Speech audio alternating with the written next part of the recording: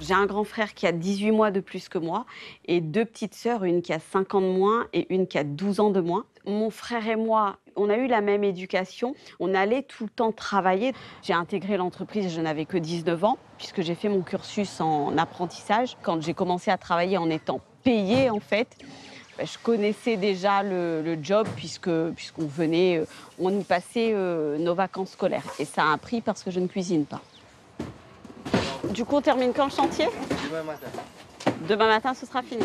Je me suis jamais sentie moins légitime que quelqu'un d'autre. J'ai toujours pris ma place et j'ai pas eu de mal à m'affirmer. Il a pu arriver que certaines personnes posent des questions du genre mais vous êtes quoi? Vous êtes responsable administrative? Vous faites quoi exactement? Et bah, tout de suite, on met les freins à toutes sortes d'interrogations. Avant, les femmes, elles étaient plutôt effacées. Je suis d'ailleurs la seule de la famille à m'affirmer et à ne pas avoir peur de le faire. À l'époque de ma grand-mère, elle n'allait même pas à l'école. Ma mère, c'est également une autre génération. J'ai une maman qui n'a pas le permis. Donc effectivement, ça fait une sacrée différence. Allô? Oui, Chénal, ça va? Ça va et toi? Très bien. Et là, on est en train de débriefer avec Christine. On peut faire une table officielle, du coup, avec le préfet, la rectrice et le MEDEF. Je lui dis et puis je te rappelle. Hein? OK, ça marche. Allez. Merci, bonne soirée. Bye bye. Allez. Entre l'entreprise, la présidence de l'association et ma mission au MEDEF, le rythme, il est soutenu, mais ça me plaît. On attend la rectrice également, qui n'est pas encore arrivée.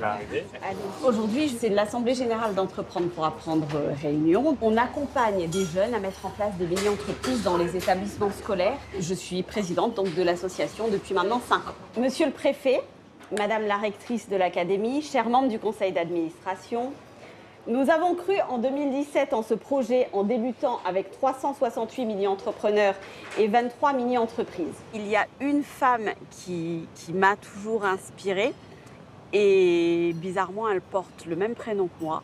C'est Shenaz Bago. C'est une femme très engagée et je l'ai toujours admirée. Nous partageons les mêmes valeurs. S'affirmer en tant que femme tout court, musulmane, certes c'est ma confession, mais j'ai envie de dire en tant que femme, c'est pouvoir faire ce dont on a envie avec cœur et avec beaucoup de volonté. Et si de notre côté on peut aider les autres, on le fait volontiers. Je suis vice-présidente du MEDEF et à La Réunion, je suis la première vice-présidente femme. Ça fait quelques premières et j'ai eu l'occasion de lancer il y a quelques mois le club des femmes du MEDEF. On a à peu près 30% d'adhérentes femmes chefs d'entreprise. Donc on pousse également parce qu'on a des femmes qui veulent adhérer au MEDEF pour faire partie de ce club. Comme quoi, les choses évoluent. J'ai 3 enfants, donc mon fils aîné a 22 ans, Nazim. J'ai une fille de 19 ans, Nawel, et la petite dernière, Liana, qui a 13 ans. Ma maman, elle m'a appris le respect, elle m'a appris à travailler. Au final, c'est pour mon bien.